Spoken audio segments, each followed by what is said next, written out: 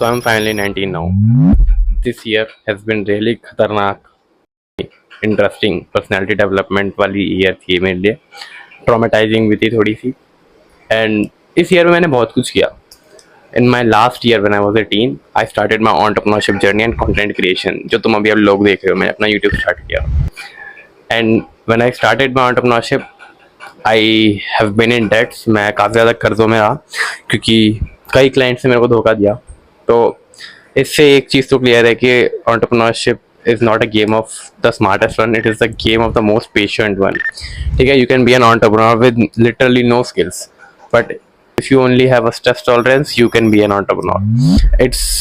It is hard to be an entrepreneur, but the hard thing is the stress tolerance and patience because no one's having that.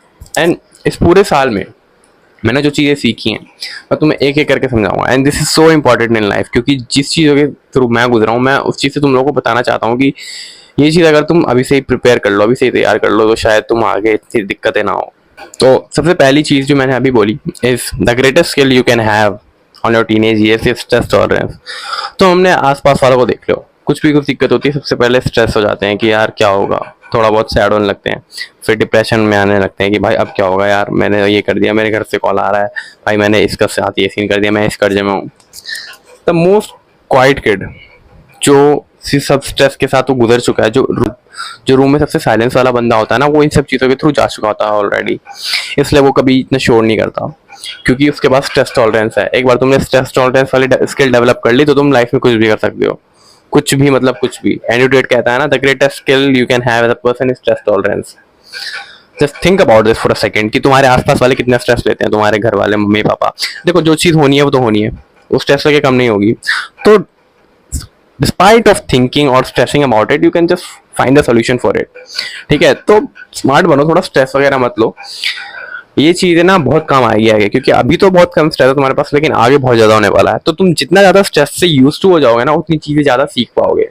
ठीक है, तो ये तो सबसे बड़ी skill है स्ट्रेस टॉलरेंस. तुम्हें कुछ आता हो ना आता हो, तुम्हें एक बार स्ट्रेस को टॉलरेट करना आना चाहिए क्योंकि काफ़ी लोग स्ट्रेस में काफ़ी गलत गलत कदम उठा लेते हैं. That is not something you should do, right. ये चीज़ मैंने सीखी है कि stress tolerance is literally the biggest skill you should have as a person, as a man. ठीक है, बिकॉज सब तो स्ट्रेस ले ही रहे हैं. Why are you taking the stress? जब ये सारा काम सारी दुनिया कर रही है, तुम क्यों ले रहे हो यार? तुम्हारा काम तो सॉल्यूशन प्रोवाइड कराना है, राइट. ठीक है, ये तो हो गई पहली चीज़. एंड दूसरी चीज़ आई वांट टू से कि जब हम टीनेज ईयर्स में रहते हैं ना, हम अपने पेरेंट्स को बहुत हेट करते हैं. एंड ऑब्वियसली करेंगे भी, क्यों नहीं. हमें लगता है ये सारी गलती उन्हीं की है, राइट. बट ऐसा होता नहीं है, पता है. Your parents are wrong but they are right. क्या कह रहा हूँ, इसका मतलब क्या है?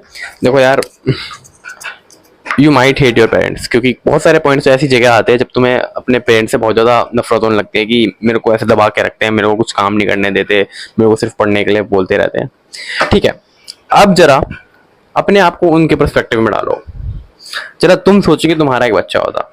जस्ट इमेजिन कि तुम एक फादर हो एंड तुम्हारा एक बच्चा होता. अपने आप को उस पोजीशन में डाल के देखो कि तुम यही करते हैं, क्या करते हैं. ऑब्वियसली तुम्हारा तरीका अलग होता बट तुम यही करते हैं. देखो मैं तुम्हें एक चीज़ बताता हूँ, तुम्हारे पेरेंट्स के इंटेंशन हमेशा प्योर होते हैं. अगर तुम्हें लगता है वो तुम्हारे लिए गलत कर रहे हैं तो ऐसा नहीं है मेरे दोस्त. उनका तरीका थोड़ा ट्रेडिशनल है, वो तुम्हें डांट के मार के समझाएंगे but their intentions are always pure. वो कभी तुम्हारे लिए गलत नहीं सोचेंगे. वो तुम्हारे पेरेंट्स है भाई, उन्होंने तुम्हें पैदा किया है. तुम्हारी मम्मी ने तुम्हें 9 महीने अपने पेट में रखा है. That's why you are here now and you think कि वो तुम्हारे दुश्मन है. वो it's not possible, it's not fucking possible. देखो टीनेज ईयर्स में बहुत ज़्यादा होता है ये कि अपने पेरेंट्स को हेट करना, दोस्तों के पास जा रहे हो, दोस्तों के पास जाने से मना कर रहे हैं. ठीक है यार, आई नो कि एक्सेप्शंस आर देयर, बहुत जगह एक्सेप्शंस होते हैं कि पेरेंट्स कुछ ज़्यादा स्ट्रिक्ट होते हैं. बट ठीक है यार, उनके पेरेंट्स के साथ जो किया वो सेम चीज़ वो अपने साथ कर रहे हैं तो अपने बेटों के साथ, क्योंकि उन्हें लगता है कि यही this is the correct way. But you know you have to improve this. तुम्हें इस चीज़ से बिल्कुल सीख लो कि देखो ये जो चीज़ है उनके इंटेंशंस प्योर है, उनका तरीका गलत है करने का पर उनका इंटेंशंस प्योर है. That's what I am saying कि हमेशा उनकी डांट को जो वो बोल रहे हैं उसको दिल में मत लो. इधर से सुनो, इधर से निकाल दो. ठीक है, इधर से सुनो, इधर से निकाल दो बस. क्योंकि तुम्हें पता है तुम कितना भी समझा लो, वो तुम्हारे पेरेंट्स है भाई, वो तुम्हें डांटने से नहीं रुकेंगे. एंड ऑब्वियसली उनके बिना डांट के हम सुधरने भी नहीं वाले. तो कभी भी अपने पेरेंट्स को किसी चीज़ के लिए ब्लेम मत लगाओ. ठीक है, if you are a man you should be self accountable कि अगर मेरे पेरेंट्स मेरे को डांट रहे हैं तो there should be my fault, there is my fault. हमेशा तुम्हारी गलती है। Self accountability is the first step to success. ये चीज़ मैंने सीखी अपने 18 ईयर्स में कि पेरेंट्स के इंटेंशन हमेशा प्योर रहते हैं, बस उनका तरीका ट्रेडिशनल रहता है, इसलिए हम पेरेंट्स को हेट करते हैं, ठीक है।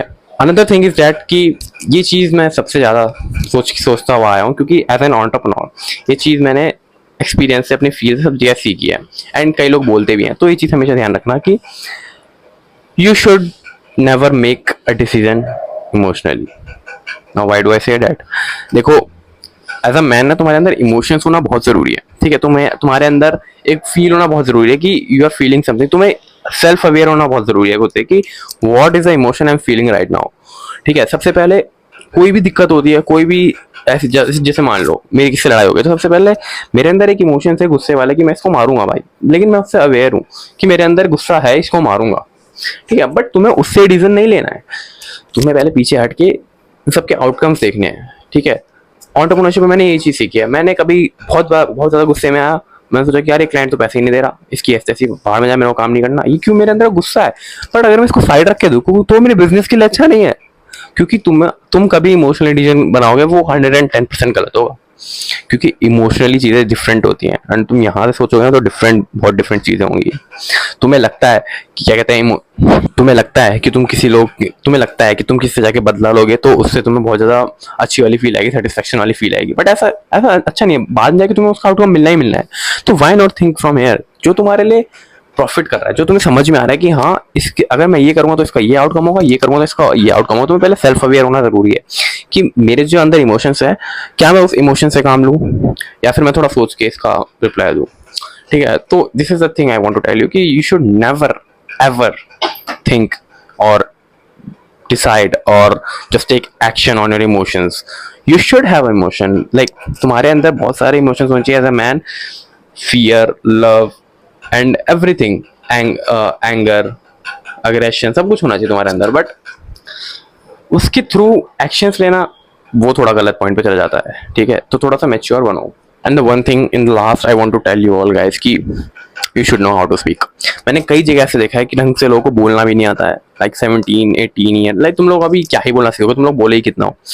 पहली चीज़ तुम्हें ये है लाइफ में, स्ट्रेस के बाद जो स्किल्स आती है ना, वो तुम्हारे बोलने की क्षमता। अगर तुम किसी से अच्छे से बोल पाते हो ना, तुम अच्छे से किसी से कम्युनिकेट कर पाते हो, सामने वाले की बात सुन पाते हो, सामने वाले से अच्छे से अपने आइडियाज क्लियर रख पाते हो, देन तुम कर सकते हो, तुम बात कर सकते हो, तुम कम्युनिकेट कर सकते हो अच्छे से। अब ये तुम बोलना कैसे सीखोगे? बोलना तो यार हम बचपन से बोलते हुए आ रहे हैं, हम अभी तक तो बेटर हुए नहीं, so it's better to practice in front of camera, जैसे मैं कर रहा हूँ अभी। You should start a personal brand, you should know how to speak, you should know how to communicate with others. तुम्हें अपने आइडियाज क्लियर रखना चाहिए। अब मोस्ट ऑफ द टाइम कैसा होता है, हम लोग बोलते बोलते थर्रा, मैं बताऊँ कैसा हूँ, मैं जब कुछ बोलता हूँ तो मेरे अंदर एक्साइटमेंट की आवाज़ ज़्यादा आने लगती है। तो इस चीज़ की वजह से मेरे सामने वाला बंदा समझ आता है कि मैं काफ़ी ज़्यादा एक्साइटेड हूँ किसी भी चीज़ के लिए, कुछ भी अच्छी चीज़ हो रही है तो मैं एक्साइटेड हो जाता हूँ। तो वो चीज़ बहुत ख़राब है, ठीक है।